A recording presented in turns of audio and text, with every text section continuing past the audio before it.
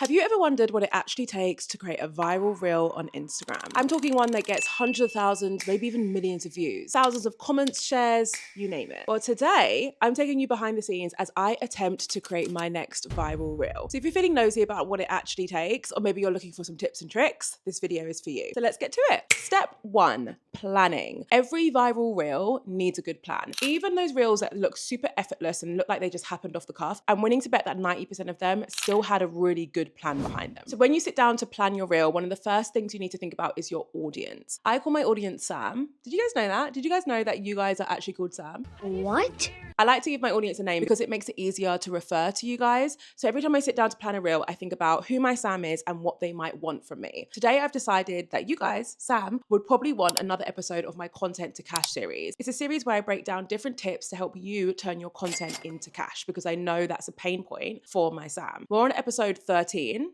So I've done a few. Now I'm going to use ChatGPT to plan for this reel, but just hold on one second. What I'm not going to do is send a prompt being like, hey, come up with a script for a reel for me. We're not going to do that. That's not how you create viral content. That's how you create content which sounds like everyone else's. Instead, what we're going to do is use it as a tool to help us collate all of our thoughts into a table, which is what I'm going to use to film with. So what I've done is I've created a project, which you can get when you have one of the paid versions of ChatGPT. When you create a project, you're able to add instructions to the project, which basically dictate what you want ChatGPT to do with the notes that you send it. So if we go to project settings, you'll see here that I've got some instructions which say, turn my notes into a table with these columns. Section title, prompts, filming notes, editing notes. All will become clear in just one moment. Only include the information I share, but redraft it into proper English and fix the spelling and grammar because, spoiler alert, I'm probably just going to be saying gibberish to ChatGPT. Do not embellish. That's a key instruction you need to include. If you don't include that, ChatGPT will add all this other stuff to your script and to your notes that you didn't dictate, and it's just going to mess things up.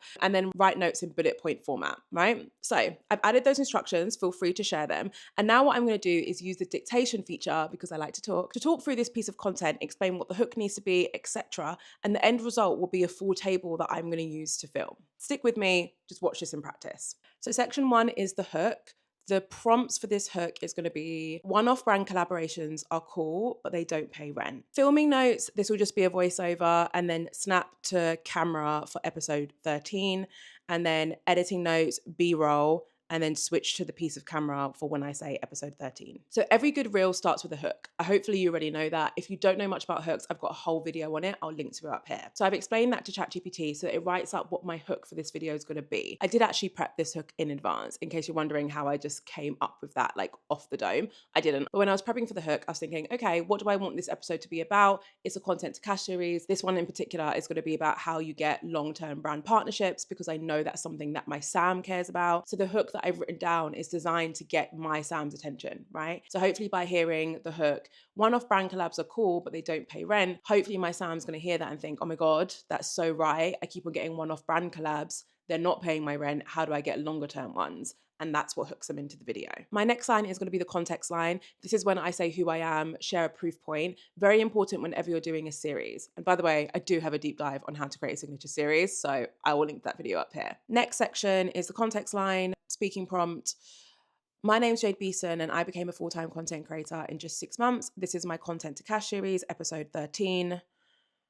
Filming notes, just voiceover, and then editing notes, B-roll. If you've watched episodes of this series before, you'll notice that when I do the context line, it is mostly just B-roll. And the reason why is because I like there to be some kind of pattern interrupt within the first few seconds of my reel. So I don't want it to be just me speaking to the camera. I want there to be B-roll on the screen to like mix things up. Using the B-roll for the context line is perfect because in the context line, I explain who I am and the fact that I became a full-time content creator in 6 months. What a better way to land that message than to show footage of me being a full-time content creator, right? So we mix up the B-roll every single time. And I have a folder on Google Drive, which my whole team has access to and which I update. It's supposed to be weekly, but really it's like monthly at the minute. But whenever I get any B-roll, I add it to the folder. So my editor has access to that, right? So by me saying as an editing note, B-roll, she'll know to go into that folder and just search for some B-roll. Now feels like a good time for me to explain why I'm talking about filming notes and why I'm talking about editing notes. Most of the time, people just write prompts like what their script's going to be for their reel. But if you really want to level up the production value, do different angles, do some fancy editing, planning the filming and the editing notes way in advance is what's going to get you there. So the filming notes are for me. That's when I talk about the different angles I'm going to be taking. If there's some kind of transition that I'm doing, I will prep that in advance and write that as a filming note. The editing note is for my editor who's editing this video right now. So Annie, my editor, can look at the editing notes to figure out what my vision is for that scene. So for this one, I've made clear that for the context line, it should mostly be a voiceover with B-roll, because what better way to show that I'm a full-time content creator than actually show me being a full-time content creator, right? But then it snaps to me to deliver the line, this is episode 13. Just a great way to mix up the shots, you know? Now we get into the bulky part of the reel where I'm going to teach people how to get long-term deals. So just give me a minute and I'm going to draft something up. Now, if you're wondering how I come up with the script itself, honestly, it's practice. Keep in mind that I'm talking about a subject that I've worked in and spoken about for like 12 odd years. So all of this information comes from experience. That's why it's so important that you pick topics and niches that you genuinely care about, because then you'll be so immersed in them that hopefully scripting for your videos won't be too challenging. All right, so let's have a look at what ChatGPT has created for me. So here you can see it's broken down all the different section titles, and then it's broken down all of the prompts that I'm going to use for that section of the video. What's worth noting is that I haven't specified some filming notes and editing notes for the bulky part of the video. So I'm just going to go in now and specify those. I'm just thinking about different angles I want to take, but I'm also thinking, okay, if I started the video from like a bird's eye view, what looks good after that? Like what makes sense? So it's a bird eye view and then it's B-roll. I think it would look kind of cool if I flopped on the sofa and I had like that's 2 bird's eye views. It's the thought process I go through when I'm creating these videos. Maybe on the floor. I've not done like a floor bird's eye. But then why am I on the floor?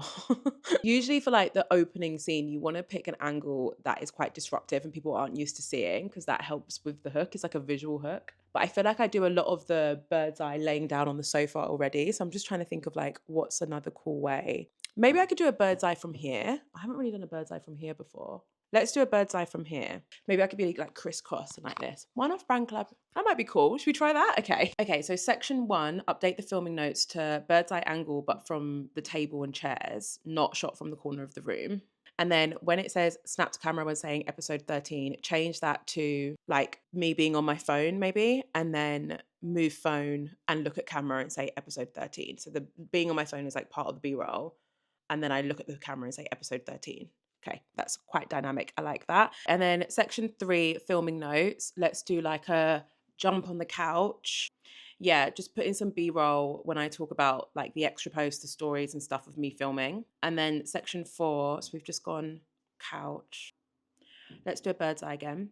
Also note that when I'm thinking of the different angles and stuff, I'm thinking about how they transition from one to the other. So you'll often see me like film here, and then the next section I'll like turn to the right and have the camera set up here, and then I'll be delivering the line there. I've done that on purpose because it's linked the 2 videos together. Honestly, so much goes into this. I hope I'm not making this look too complicated. It's not. It's actually very fun.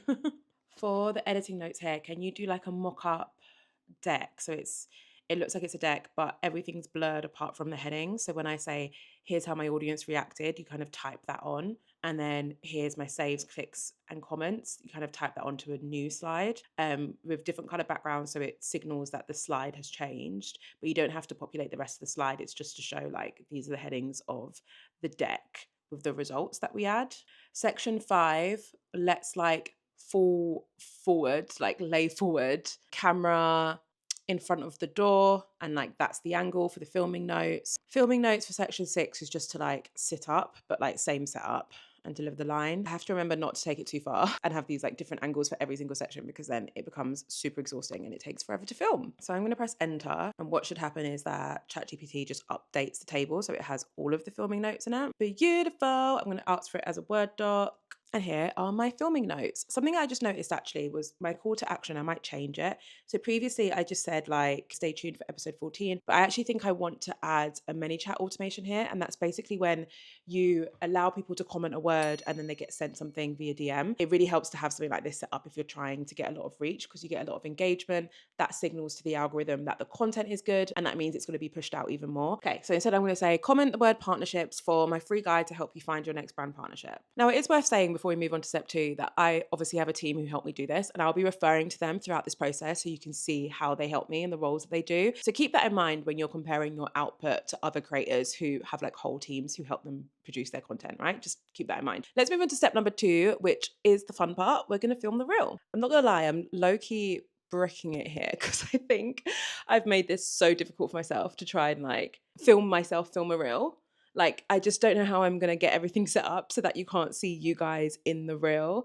And also now I have to film on this camera when I'm not used to like moving it around. Look, I'm being a baby. I just need to get to it. I have my notes here, so I know what the setup needs to be, but let me show you the kit I'm going to use in order to actually film the reel. First up, it's like show and tell. We've got these beautiful lights from Amazon. I think they're newer. Are they newer? Yeah, they're the newer brand, right? I have 2 of these, but I'm only going to film with one of them because I switch up the shot so often. When I have 2 lights doing it, it just becomes too much of a faff. And I've noticed that I kind of get a similar result with just the one. I know someone out there will be screaming at me, but look, I'm just going to use the one today. And then I'm going to be clever with the big window behind you, like the big floor to ceiling window doors, to try and counteract with that light. So this is what I'm going to use first. And then I'm also going to be using these 2 lovely things. So I've got my Osmo Pocket. I use this to film all of my reels. The reason why is because it's good quality, it's nimble, it's light, and because I'm switching up the angle so much, I don't want to be lugging like what I'm filming on with you guys right now. I don't want to be lugging that around. And also it means I can use a more lightweight tripod. I'll link to everything below. And it's got a gimbal. I'm able to change the angles quite well. So when I do the bird's eye, it makes it a lot easier for me to do it. And I will also be using my phone. Where is my phone? I'll be using my phone and I'll be using the DJI app so that I can see what I'm filming on my phone, which is going to really help me with the angles, especially when this is like up in the ceiling and I can't see the little screen. So how do I know I'm in shot, you know? And then what else do I use? Oh, this, which might make life a bit difficult, but I do have 2 of these, so it's fine. But this is my DJI mic that came with the creator set for the Osmo Pocket 3, but I have some more of them that I might be using as well.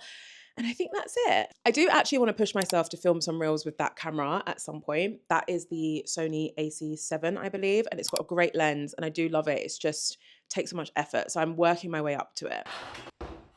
So first of all, forgive me for this lighting. I'm so sorry. You might recall that the first shot is going to be me sat like cross-legged here, bird's eye view. So that's what I'm setting up for now. So I'm going to get this light and put it super high. Can you hear that squeaking? So I'm going to put it super, super high up, which is why I love these lights. I've also set it to like a medium warmth. What percentage is it on? It's on 68% in terms of its like brightness at the moment.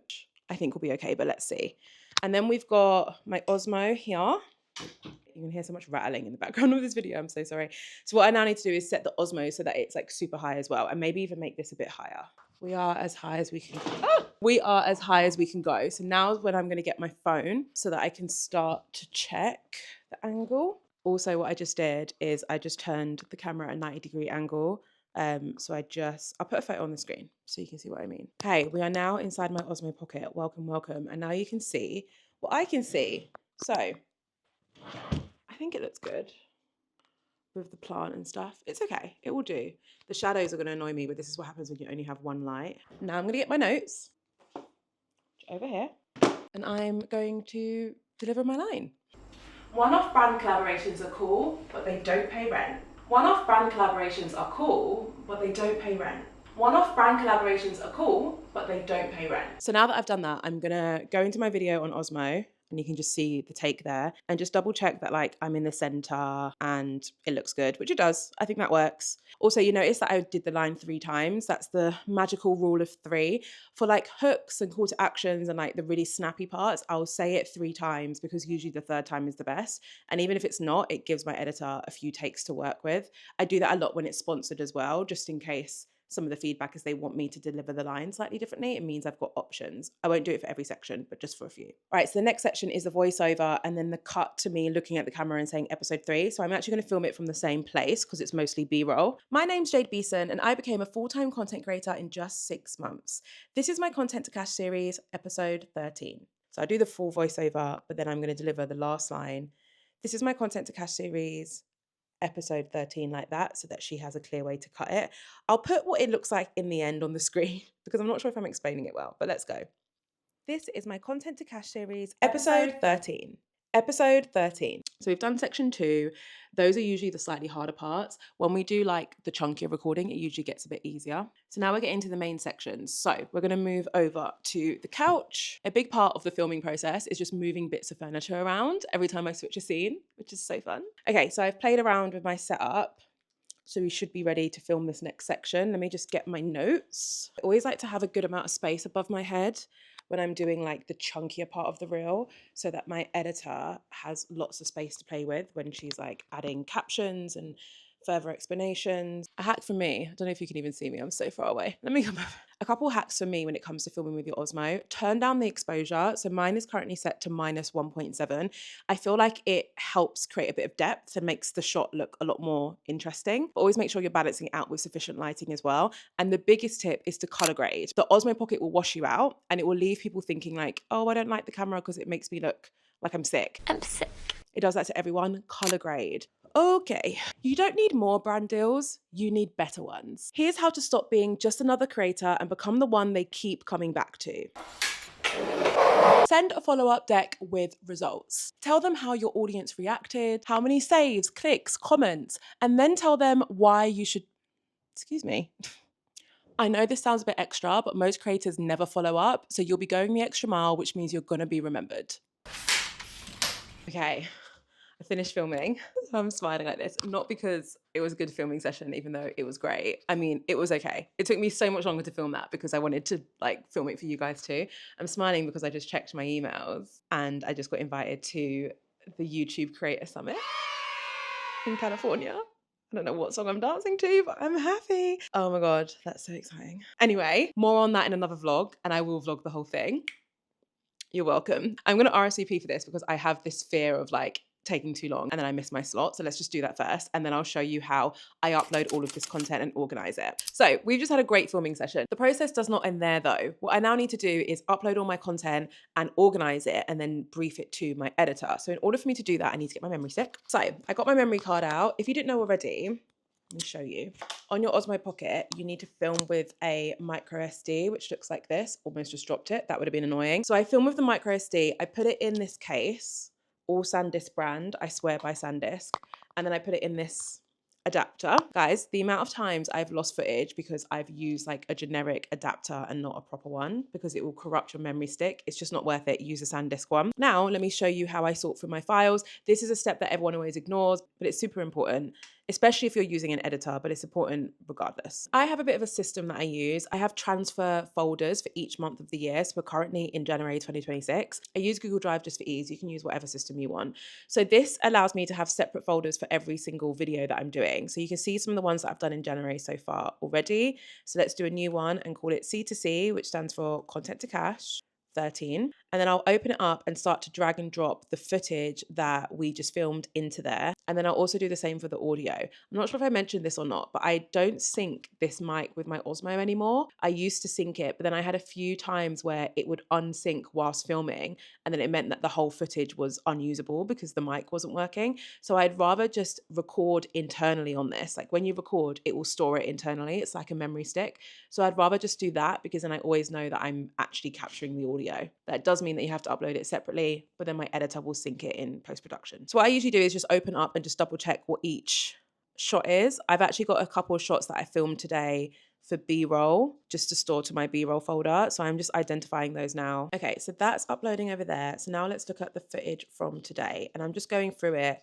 to just double check that this is actually footage that I'm going to use. Sometimes I'll go through it and I'll realize that it was only like a 2-second clip, or I actually messed up on that one, so I'm not going to use it. Do you know what I mean? And this is the beauty of doing this process immediately after you film, because you'll kind of remember when you mess different parts up and stuff.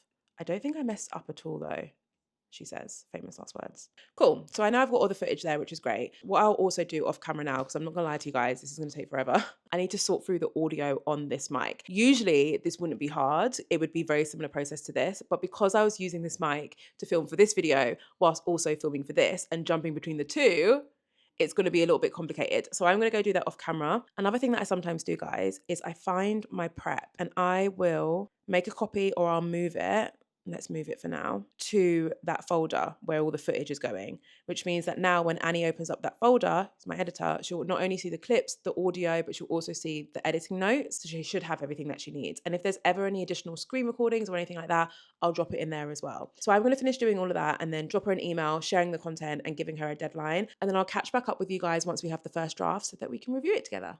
It's a week later. Now, it doesn't usually take us a week to create a reel. However, we've had a lot of other content going on, including sponsored content, which always takes priority. So this one has taken a little bit longer than usual, but it's ready. And I'm going to review it with you. So essentially what happens now is my editor will share it with someone in my team. They'll review it first, and then I will see the final result. For the purpose of this video, I just want to watch it completely by myself from now. So we're going to open up the file link. Let me share my screen with you. One-off brand collaborations are cool, but they don't pay rent. My name's Jade Beeson, and I became a full-time creator in just 6 months. This is my Content to Cash series, episode 13. You don't need more brand deals, you need better ones. Okay, so there's already something I've spotted here, but it is my fault. So you know the point where I say episode 13, I don't know if you heard, but the audio is different because we can't find the bit of audio that we need for that specific part. Now, this only happens like, I don't know, 1 in 10 times, but it's more likely to happen when I'm filming loads of other content amongst it. And because I was vlogging whilst filming this, it was bound to happen. I actually don't think it sounds too bad. I think we can get away with it. It's episode 13. You don't need more brand deals, you need better ones. Here's how to stop being just another creator and become the one they keep coming back to. Make your first collab unforgettable. Over deliver. I know it's annoying, but just do it. Maybe you spend a little bit more time on production. Maybe you throw in a bonus story. Become the creator that they brag about in meetings. Send a follow-up deck with results. Tell them how your audience reacted, how many saves, clicks, comments. Tell them why you should be doing more work together. I know this sounds a bit extra, but most creators never follow up, so you'll be going the extra mile, which means you're gonna be remembered. Pitch a series. Brands love structure. Even better if it's a series that you've already created so they can just slot right in. Creators who earn consistently aren't the loudest or even the biggest. They're the ones who act like partners and not billboards. Comment the word partnerships and I'll send you a free guide to help you find your next sponsor. Love it. I love it. I was kind of hoping that I wouldn't love it as much as I do because then I can show you like all the bits I would change. So far, there's only been a few things I've picked up on. Now, I will say that myself and my editor have worked together for a little while now. And when you work with your editor for a while and you invest the time and energy into clearly explaining what you want the final result to look like, and you really give like detailed feedback, especially in the early days, it becomes a lot easier for you to get to this point where they're sharing their first draft and it's like almost perfect. So this doesn't happen straight away. This is not what our first rounds of content look like. It comes with practice, but also having like a very talented editor. So just to give you a bit more behind the scenes, when I'm doing this, one of the main things I'm looking at is the first few seconds. So we're saved here a bit because when I go into the My Name's Jade Beeson, we immediately switch to B-roll by the 3rd second of the video. If we didn't do that, I would probably be questioning whether we need to start this video a bit differently. But because we go into B-roll by second 3, and because we've got some bold text that kind of appears as I speak,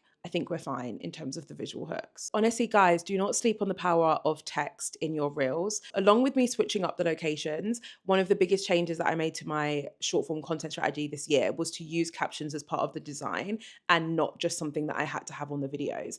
Do you see how Annie uses captions here to make it so much more dynamic? You have our standard format appearing above my head, which you might remember when I was setting up my shots, I was purposely trying to do shots where there was a huge chunk of space above my head so that we had space for that, right? But then we don't just keep that style throughout. She switches to the super bold and popular way of editing text at the minute where it appears behind my screen to really land the most important parts of my video. What I will say, and Annie can't do anything about this is on me, I think we needed a scene change from here to here. So I feel like I've now been in this position for too long. So I get in this position at around 9 seconds in, and then I stay in this position. Yeah, I stay in that position until 27 seconds in. That's way too long.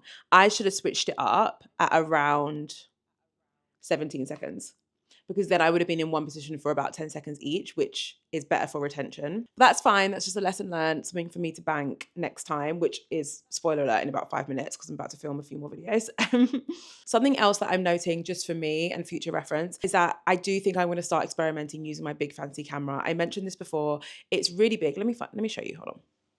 You're just currently sitting on it. This is the big fancy Sony camera I'm talking about. Look at it.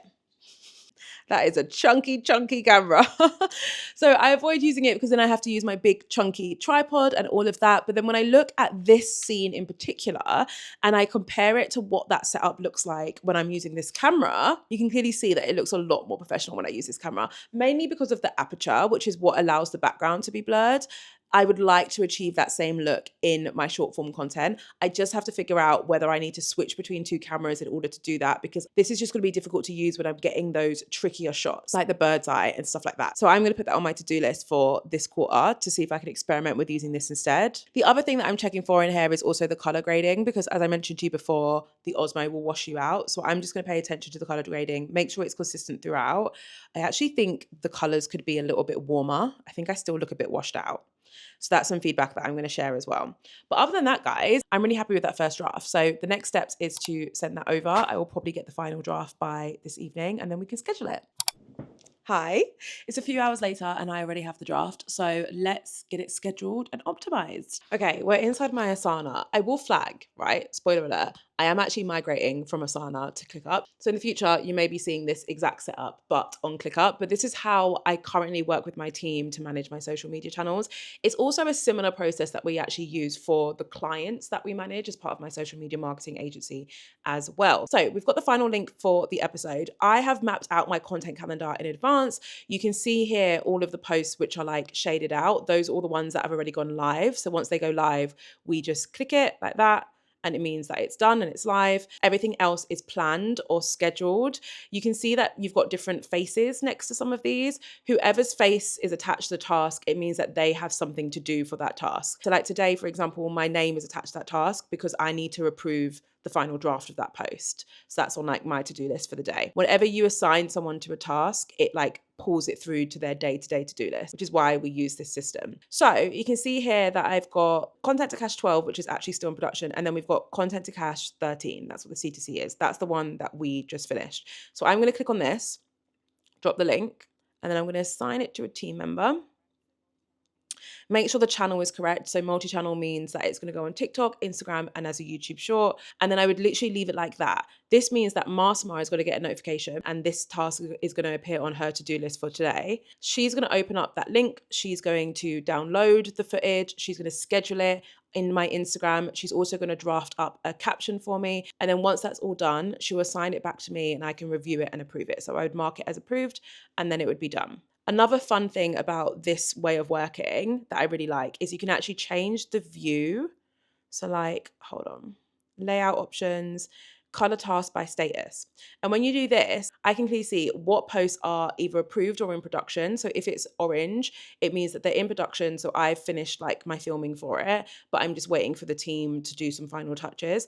If it's green, it's mean it's approved and it's been scheduled already. So this way, whenever I sit down to create, I can see how far in advance I am. Right now, I'm only like a week in advance, but I do have some other content here that's kind of already done. But I usually like to see it and be at least 2 to 3 weeks in advance. So I do have a little bit of catching up to do. It's also worth noting that my team will also do the many chat automation for me, which I'm very grateful for. So as you'll remember, I have a call to action at the end of that video where I say comment the word partnerships and I'll send you a guide. So my team will set that automation up in ManyChat so that people automatically get sent that partnership guide when they comment the word partnership. So that's all done by them as well, which again, very grateful for. And guys, that is the process. I just shut my laptop and forgot that I'm actually uploading some content, so I shouldn't have done that. Point is, you have just created a reel with me. Hopefully a viral reel. Like, let's see how it performs. Head over to my Instagram if you don't follow me already. It's @JadeBeeson. Have a look at the video. Maybe drop the black love heart emoji that I love to use. Drop that in the comments if you've come to that video from this video. Since I'm in the spirit of asking you to do things for me, can you let me know if you enjoyed this video? Because it's more of a show and tell style that I want to do more of this year. But I just need to know that this is a format that you actually like. If you feel like hanging around, I recommend watching this video.